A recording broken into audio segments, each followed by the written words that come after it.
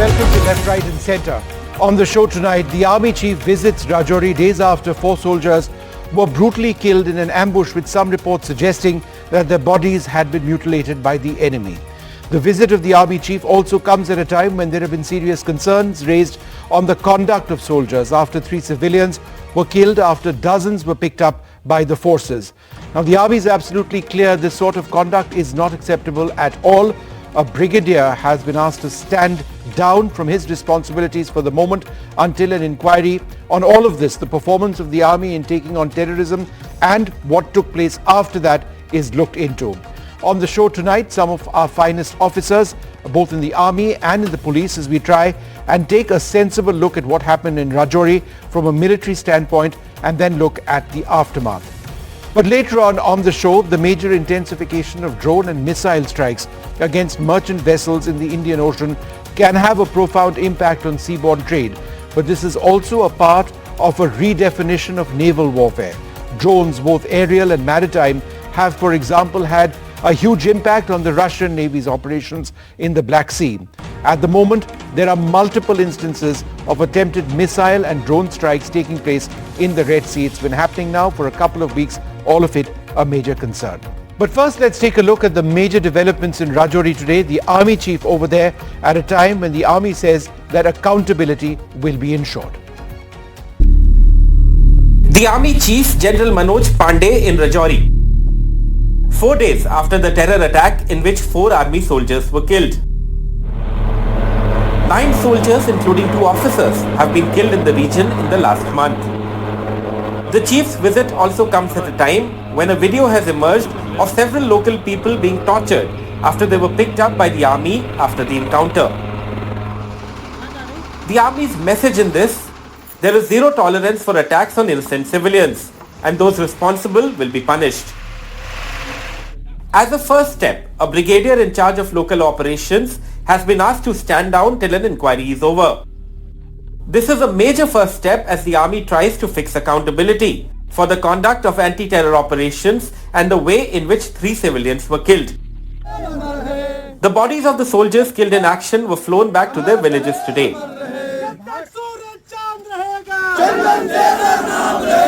A request from the families. These images of the final rites of one of the soldiers tell a story of profound grief and suffering. सूचना मिली कि 21 तारीख को मुठभेड़ हुआ था, हम लोग टीवी ऑन थे, लेकिन हमको क्या पता कि जो शहीद हुए हैं तो उसमें मेरा भाई भी एक हैं। अक्टूबर में छुट्टी पड़ी थे और फिर दीपावली के बाद 14 नवंबर को फिर अपना वो वापस गए थे। किसी तरह पत्नी को फोन आया, करण की पत्नी को, कि आपके पति के पैर में गोली लग गई। इसके बाद लोगों ने खोज खबर शुरू की और 1 घंटे बाद सब डिटेल आने लगा कि नहीं वो शहीद हो गए हैं। Pir Panjal region in Jammu and Kashmir is becoming biggest security challenge after series of attacks on the army. Death of 3 civilians and injuries to several others allegedly in army custody has complicated the problem. Army Chief's visit to Poonch today is a clear message that army at the highest level is directly monitoring the situation, and decision to remove a brigade commander is to send a message that army has zero tolerance for human rights violations. In Srinagar, Nazir Masoodi for NDTV. But let's turn our attention now to the situation in Rajouri. I'm joined by General D.S. Huda, the former Northern Army commander, by General Syed Atta Hasnain, the former Corps Commander of 15 Corps, and Kuldeep Khoda, the former Director General of Police of Jammu and Kashmir. Thank you all very much for being with us. General Huda, let me come to you first. Let's first look at the military aspect of what has taken place. To a layperson, what could be some of the reasons why we have sustained a very significant casualty count, not just over the last 1 month, but in fact almost the entire year in this region? So Vishnu, thank you very much for inviting me. I think it's an important issue that needs to get discussed. Let me just start by saying that it's not as if the terrorists have not had their focus or eye on the Jammu region at all. In early 2000s, terrorist attacks in Jammu region, Rajouri, Poonch, Riyasi, Doda area, almost equal what was happening in the Kashmir Valley. It's just that, we had been successful after that in pushing back militancy from this area due to various reasons, excellent local support, a very good fence that came up, counter-infiltration grid, etc. What has happened in the last couple of years, Vishnu, is I think again the terrorists are focusing on the Jammu region, perhaps because of the kind of pressure that is there in the Kashmir valley on the terrorists. It also appears that they do have some more local support than they had in the past. And finally, of course, there was some thinning out in 2020 of troops from the Jammu region because troops from here got pulled out into Ladakh.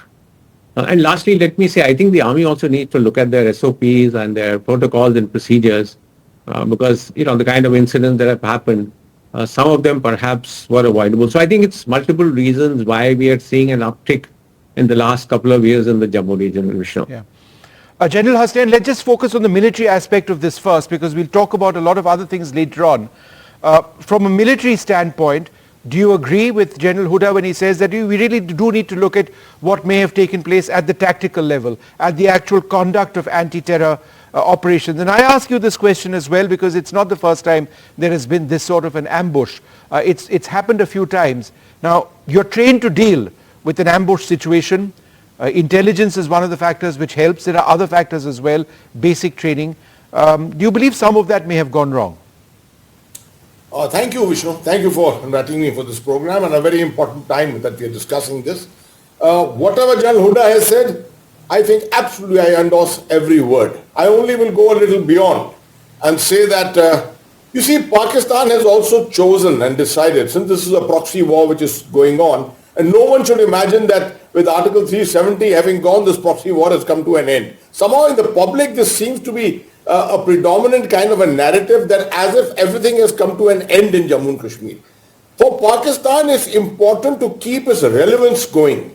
It can't somehow seem to get its relevance going in Kashmir, where they get targets, objectives once in a while here and there. Infiltration is also difficult in that area. They find that this is an area more conducive to their kind of success.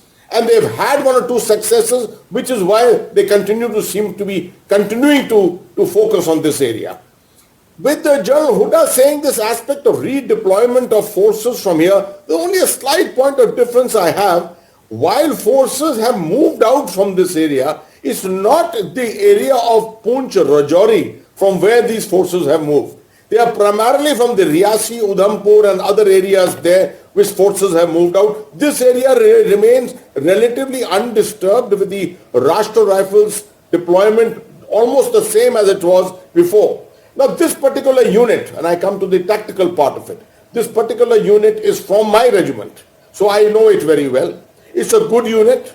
Unfortunately, there seems to be it's only not in the Rashtra Rifles, it's happened with the Para SF also. There seems to be some glitch in the movement pattern which the army is following in this area. For example, you don't do response or a reinforcement of an area with 2 vehicles with 15 men. And in that too, those vehicles which are unprotected vehicles, gypsy and a 2.5 ton vehicle. Anyone will tell you that you are opening yourself to vulnerability the moment you try and attempt to do a thing like that. So I do think this is just one example. Lots of other things in terms of the ability to respond, the ability to carry out surveillance, the ability to reach out to the people. If we are losing out on the hearts and minds game in this area, obviously we got to redouble the efforts as we have done in the Kashmir Valley. So I think the long and short of it is we need to review the entire set of SOPs and the aspects of reach out to the population, which is a very important part of hybrid war situation. And I'll come to you about that in a little while. I just want to go back to General Huda. It's an uncomfortable question, but you've always been forthright. There's also this horrible business of mutilations which has taken place. It's not the first time that it's happened recently. In Rajouri, it's happened perhaps in the recent past as well. The enemy tries to then release videos or pictures or images of this, in slow drips. It appears to be a far more insidious nature of terrorism than we've seen in the past in Jammu and Kashmir. Add to that the operational tactics which are used, the actual setting up of ambushes. Does this not appear to be, fairly well-trained Pakistani soldiers, or those who've been trained by the Pakistani army? And what about this entire mutilation business? Anything that you can talk to us about on that? So Vishnu, there is no official sort of confirmation about what has happened, although it has been reported that there is mutilation. Vishnu, this is a war of narratives. The idea is to show that we can do things like this, try and create more sort of panic. I mean, that's what terrorists do, and so that is what they are attempting to do. And as far as training is concerned, clearly, Vishnu, these are well-trained Pakistani terrorists who seem to have come from Pakistan itself. The manner in which they have carried out these series of ambushes, I mean, it shows a level of expertise and shows the level of training. The mutilation is unfortunate, but if we think that terrorists are not going to do it, if they get an opportunity to try and show their sort of superiority, to try and create not only narrative within Jammu and Kashmir, Vishnu, also within the country, and try and put one community against the other. These are the tactics that they wish to do. So, unfortunate as it is, I think this is something that we ourselves need to make sure that we are reacting properly and don't give such opportunities. Yeah. I just want to look at go across to Kuldeep Khoda. Sir, let's talk a little bit about the Gujjar community. There's been this awful incident of 3 of them having been killed in custody. The army says, of course, now that they will take stern action. There's an inquiry taking place, that there is no place in the army for this sort of thing. But I think the larger concern is also the fact that this is a community which has been 100% pro-India in the past. So when you look at it from a larger standpoint, would you agree that what has taken place might have long-term consequences? Absolutely, Vishnu. I think things are still developing in that area in response to this incident. And if you recall, in 2010, a similar sort of incident had happened in Machal area, where 3 civilians who had been picked up from Sopore were taken to border and they were killed there. And then it started in the form of a minor pelting initially, and then cascading effect. It had its own cascading effect, echoed by the political leadership which was in power that time, and that resulted into serious law and order situation later on for several months. This time, of course, we don't have a political leadership which may echo the voices or whose voices may have large detrimental effect. But this is bound to grow because of the nature of the things which has happened, the sequence of the events which has taken place. And we have to handle the situation very, very carefully. The General Hassan has already pointed out about the movement of the forces. The incidents have been happening repeatedly now, over the last 1 year especially, like movement of the forces. This time there were 2 vehicles. In the previous one, there was only 1 vehicle which was targeted. The terrorists released the video also of that. And the SOP, the ROP, this ROP is also supposed to be in position.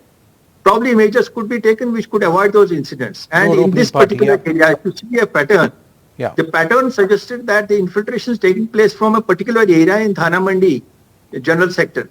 So I hope that some measures are taken to strengthen the anti-infiltration grid also, because the enemy is going to hit you where you are weak. So, and they are exploiting it repeatedly. I think it requires some introspection, both regard to our internal management as well as the border management. Yeah.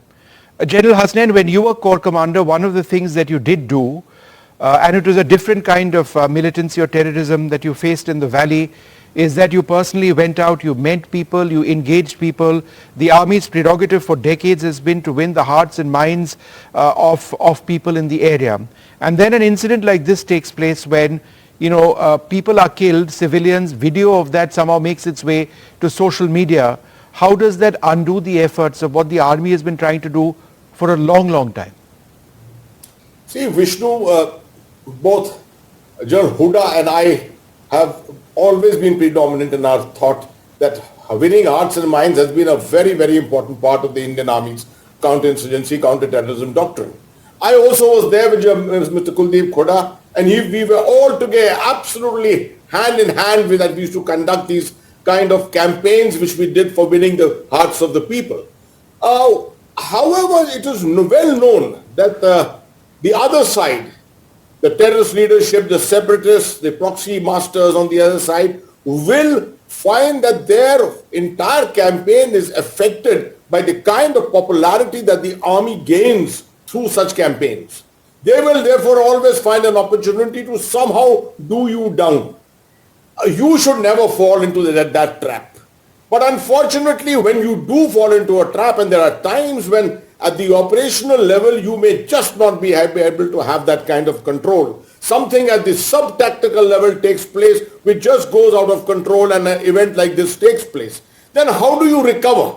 That's the most important thing. I think one of the very important things which I learned throughout my stay in Jammu and Kashmir was that in such situations, transparency and telling the truth is far better than trying to hide anything.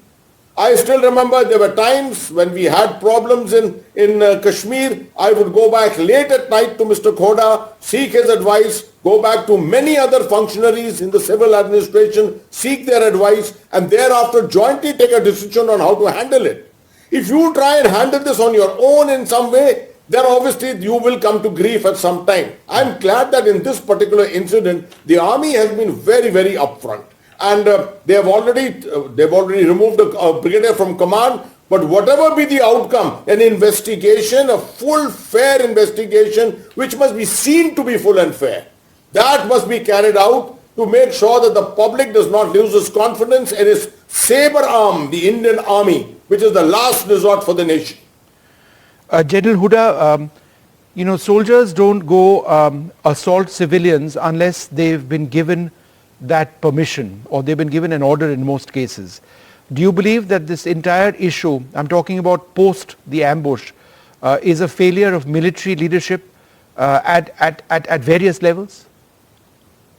Vishnu, certainly a failure at some local level. I do not know, whether these orders emanated from the highest level. I don't believe that. I'm sure, corps commanders, division commanders are not going to give such orders. It's possibly happened at the local level, Vishnu. It's absolutely unfortunate. I mean, we pushed back militancy and terrorism in Jammu region with the support of the local population. We used to say there are no local resident terrorists in Jammu region. Why was that? Because the locals would not permit particularly foreign terrorists to come and stay there. Now we are talking about 20-25 terrorists staying on in that area for a protected period of time. As General Hasnain said, I'm very happy that the army has taken some prompt action. I mean, the removal of a brigade commander from command is not a small thing. Inquiry must be held, and anybody who's held, who's responsible for this must be held accountable. Vishnu, this is a big setback, as far as our outreach to the locals is concerned. Yeah, Mr. Khoda, how would you, as a former DGP, deal with the situation now? The immediate way of dealing with the situation was locally the internet access was cut off, the area was surrounded, people weren't allowed to come in, come out. Obviously it's a law and order issue. Then of course there are political parties who are trying to raise this.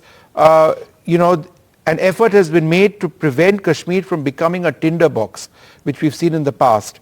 An episode like this could once again result in that. How would you, as a police officer, balance the need to let people express their grief versus ensuring that law and order remains?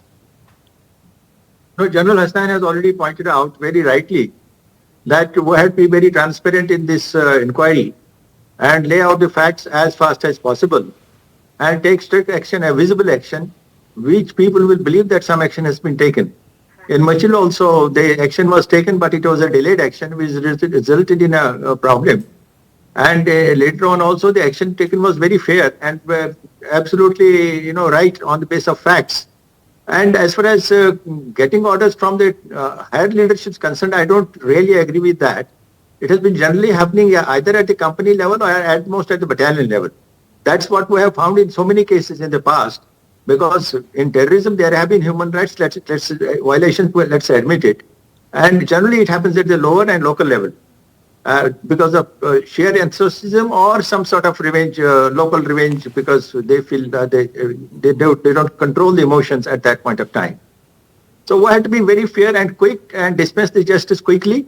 Removing of the brigadier and 3 more officers is, of course, that's the beginning of it, but we have to take it to logical conclusion quickly. And as far as the local law order situation is concerned, I think there are 2 factors which may not result in a very, very huge snowball effect of this development.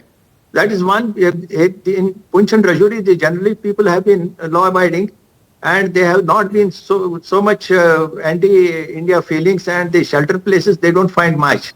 And the separatist elements are also there in much lesser number than in Valley. And third is that because fortunately right now there is political leadership is not there, so local politicians don't have to move around to seek votes and try to put army in bad shape or try to condemn the security forces on the whole. But what is more important is more than that, to prevent future such incidents, the coordination which General Hasnan and we had, that was really, we had absolute coordination. We used to consult each other on every end. In fact, in Corps, we had used to have every 2 weeks, 3 weeks, we used to have meetings where all intelligence officers, all the forces, the police, the paramilitary forces and the army, they would coordinate each and every action. That sort of coordination has to be very regular between various forces. Yeah. So that's going to settle the things, that was going to settle this CI grid also very well. Yeah. And unless we are very proactive in coordinating our efforts, these incidents are likely to happen again. Yeah. General Huda, a final question to you. There's only so long that India is going to absorb these hits, on our soldiers in any area, particularly at a time when insurgency was coming down. The situation in the valley was better. The situation across the LOC was better. The cross-border, cross-LOC pounding had more or less has stopped. And then something like this happens. Do you believe that we are once again with Pakistan heading to something which could be a bit of a precipice, either locally or even larger? Look, I think, Vishnu, the government has made it clear that, there is going to be a response to major terrorist strikes.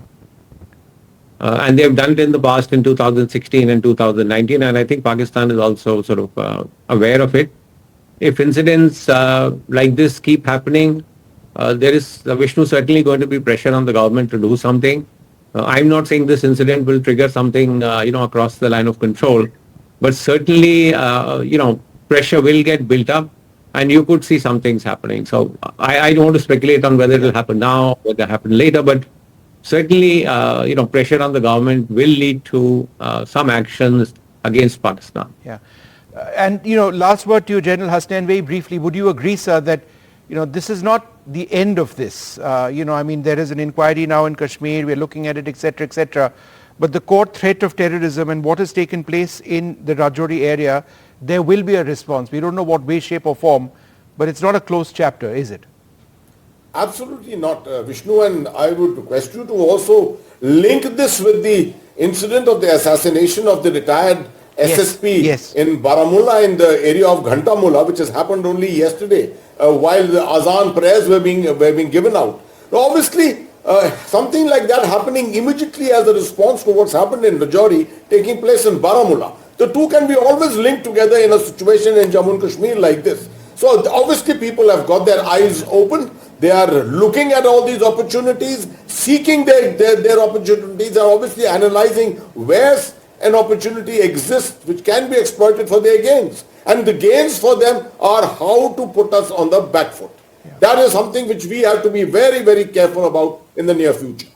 All right, gentlemen, thank you very much for joining us and speaking about this very sensitive issue, in a sensible fashion. Thank you very much for your insight based on decades of experience. Thank you very much indeed. Major intensification of drone and missile strikes against merchant vessels in the Indian Ocean can have a profound impact on seaborne trade. But this is also a part of a redefinition of naval warfare. Drones, both aerial and maritime, have had a huge impact, for example, on Russia's naval operations in the Black Sea.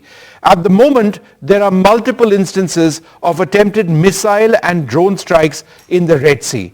We have a splendid group of officers joining us in a few moments, but first a quick look at this report on the areas where these strikes have been happening. What you will now see are the areas in the Red Sea where there have been multiple attacks on merchant shipping from Houthi-fired missiles and drones.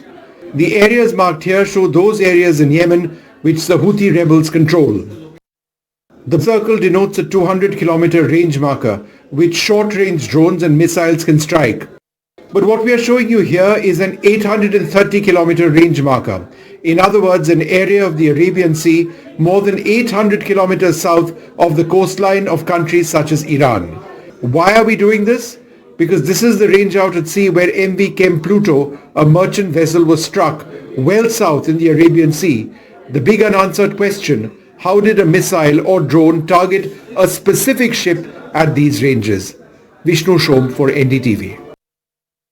Well, joining us now, Vice Admiral Shekhar Sinha, the former Chief of Integrated Defence Staff, Captain Alok Bansal, Director of the India Foundation with us, and Captain D.K. Sharma, former spokesperson of the Indian Navy. Admiral Sinha, let me come to you first. The attack on the ship, the Chem Pluto, which took place 830 kilometers approximately south of, let us say, Iran, was at a, well into the Arabian Sea. Assuming that this was a missile strike or a drone attack, what does that signify? Well, Vishnu, thank you for getting me on your program, and Merry Christmas to you and all the viewers. This is a very new form of warfare which is just about beginning.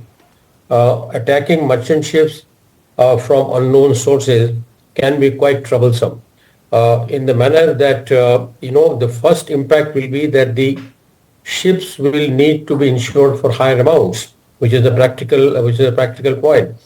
Secondly, if they can avoid and take a longer route, which is going to cost much more, and ultimately the consumer, entire money will be paid by the consumers. The economy itself, will slow down because of the longer time of the transportation of these items.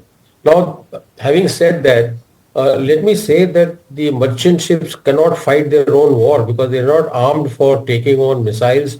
They are not armed for shooting the drones.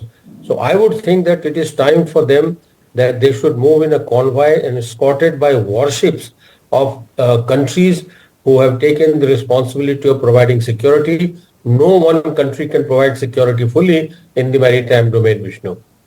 Admiral Sinha, do you believe that India should therefore step up, our protection of convoy routes? A, it affects our economy, as you mentioned, and B, should we necessarily wait for ships to be India-flagged ships? Because, as you know, there are any number of ships which are not India-flagged, which are coming to India with fuel, with resources, etc., etc.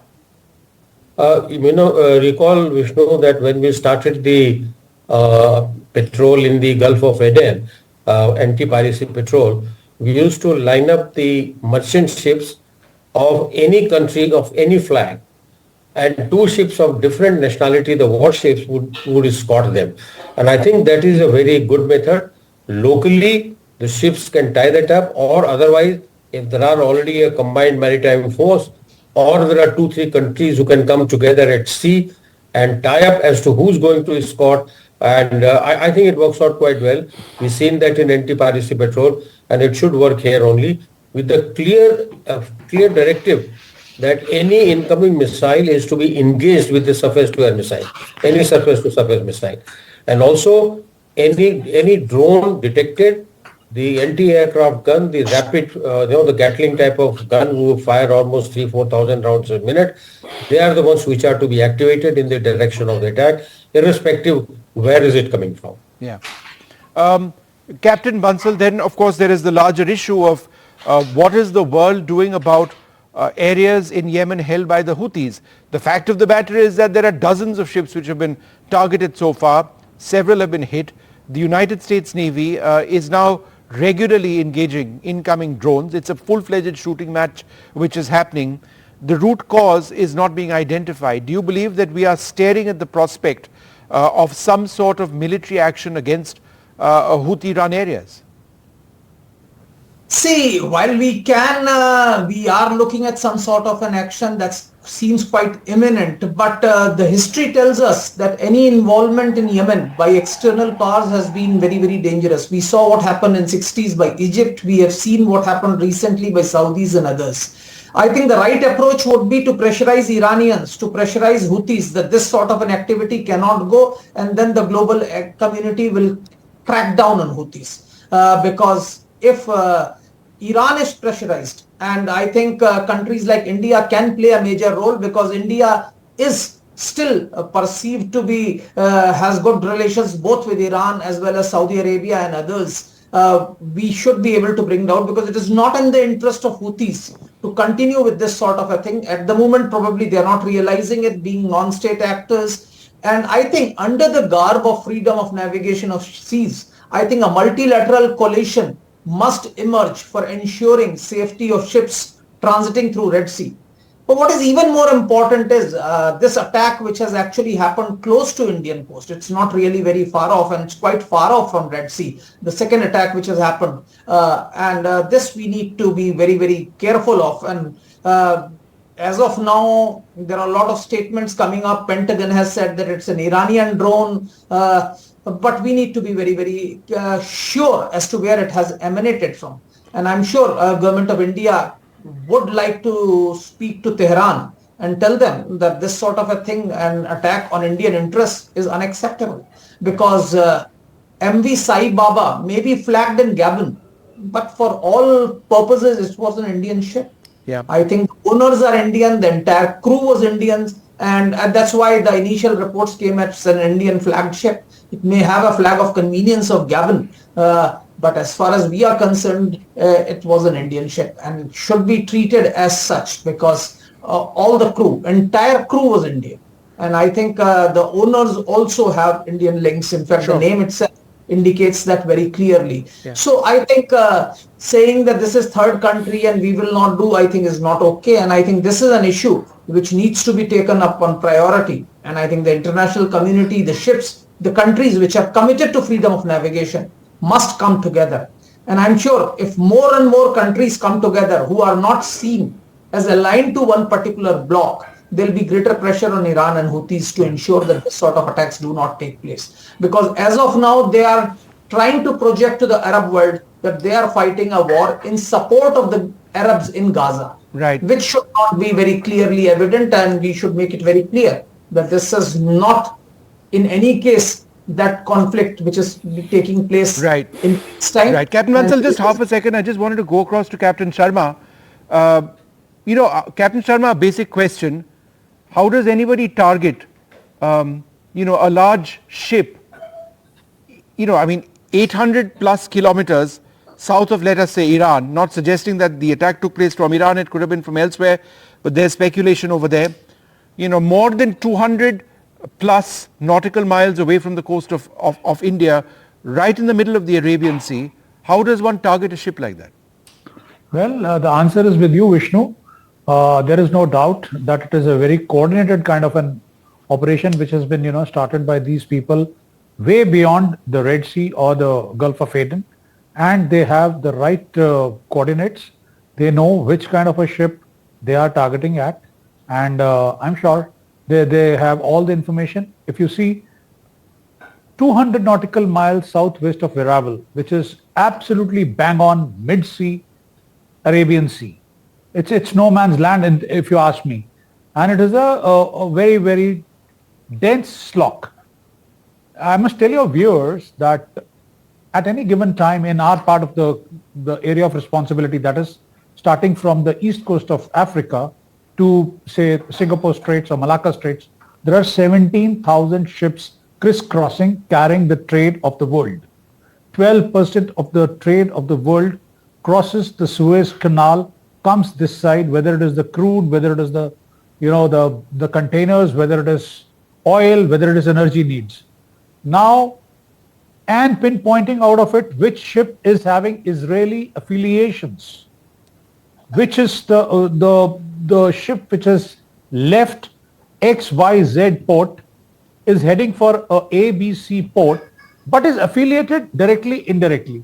So the answers are coming out, as Captain Bansal and Admiral is saying, that it is a new kind of a warfare which has started, which is going to create nuisance in our part of the world, because checking, sanitizing and authenticating who's carrying what, and what kind of, if he is carrying any war kind material, which is a drone or a missile. I don't think it was a missile. It is a drone, but carried by a state actor, a non-state actor. Who are the people, whether this was being fired from a dhow or from a ship, which is, carrying some other thing.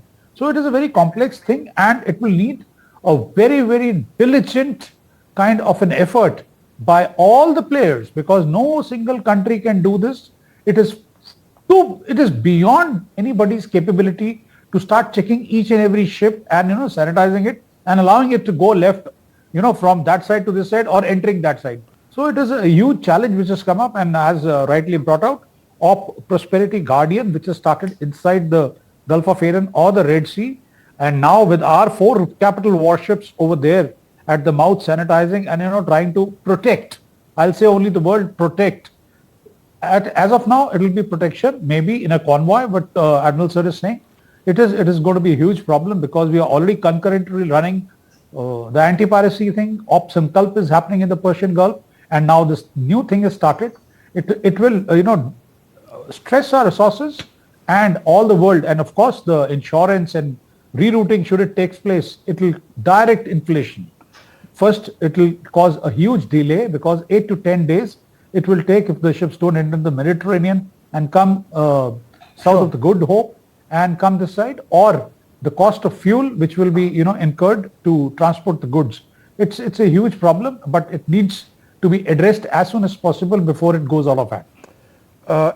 Admiral Sinha, we are in the middle of a revolution in how warfare is conducted. If you look at Ukraine and the use of drones extensively, drones now being used over here as well.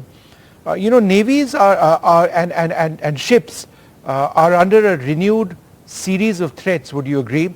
Perhaps something that they've never encountered before, where ships armed with surface-to-air missiles are absolutely key. Not just that, the fact that drones are being used as semi-submersibles also represents a new threat.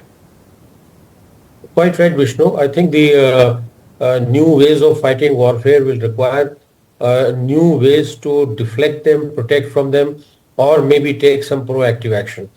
Like you mentioned about drones, it will require much more rapidly firing guns than what we have right now, which is meant to take on the incoming missiles at close ranges. But if you have all wave of drones, exactly, then you require very high speed. The Gatling gun speeds have to be much higher, and maybe there are 2-3 sets of guns required in one ship. That is number one.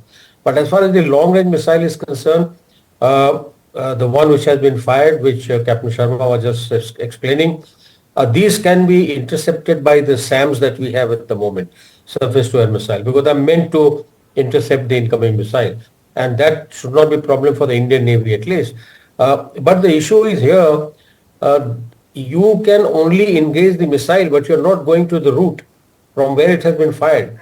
And that you cannot do, Vishnu, at sea unless the adversary is identified positively and there is a directive that so-and-so is your adversary and they are to be attacked. This is the biggest problem of identification over sea, because it's a very large area, and and confirmed identification requires many more methods of investigation. So therefore, I believe that this is the right time for the United Nations to pitch in. Right. We can get this, the multinational sort of arrangement which Captain Sharma was talking about. Alok Bansal also mentioned that.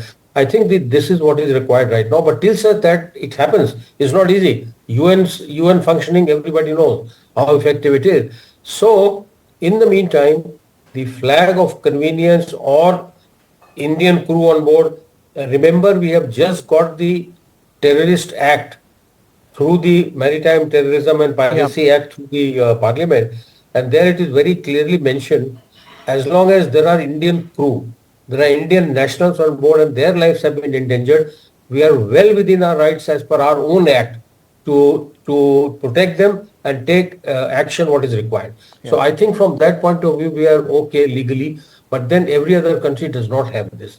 And therefore, you can be challenged in a higher court. So I would say that it is right time for the UN to pitch in, maybe United Nations Security Council, because everybody is affected in this, and you should come to some conclusion fairly quickly. Captain Bansal, one silver lining in all of this is that we have been training so hard with some of our closest strategic allies, whether it's the French Navy, the Royal Navy, or the US Navy, that, actually working as part of an international coalition, fighting off this threat can happen seamlessly. Even from a technology standpoint, we are talking with each other. Our systems are much more integrated than they existed even 10 years back. So therefore, it's, when you talk about network-centric warfare, our allies and us can actually talk on that same network, and that helps, doesn't it? See, there is no doubt that Indian Navy, of all the three services, has been operating with foreign navies for a very, very long period of time. In fact, we have been exercising with US Navy, French Navy, Royal Navy. But not only these navies, we have been doing exercises with other navies as well. We have been exercising with Russian Navy. We have even done certain passing exercises with even Iranian Navy in the past. We have had exercises with certain navies in the Gulf as well. So we have the thing, and that is where I was trying to say that unlike many of the other countries that you're talking of, India has the diplomatic reach to reach out to the sources and put diplomatic pressure besides military pressure. Of course, Indian Navy is undoubtedly the most powerful literal navy as far as Arabian Sea is concerned. There are extra regional forces which may be more powerful than us, but we are certainly the most powerful literal navy as far as Arabian Sea and the Indian Ocean region is concerned. And I think we should be in the forefront of ensuring that freedom of navigation is not disturbed. And I think we ought to take those actions. And we have had a lot of experience of operating with other navies. So if a coalition needs to be formed, or if multilateral force has to undertake these operations, we are, I think, well suited to undertake these operations. Well, gentlemen, I'd like to thank you very much. It is a new threat, something that we have not seen before, but it does need to be addressed very, very soon. That is absolutely clear. Thank you very much indeed.